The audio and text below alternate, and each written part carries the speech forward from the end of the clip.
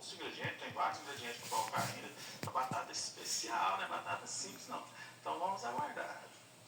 Bem pessoal, acabei de tirar aqui as batatas do forno. Eu deixei aqui no forno, gente, exatamente por 1 hora, né? Vamos tirar aqui o papel alumínio, tá bem quente mesmo. Acabei de tirar agora, né? Nossa, saindo fumaça. O papel alumínio é bom que dá uma pressão, né? Como se fosse uma tampa assim, abafada, né? Cozinha bem mais rápido, né?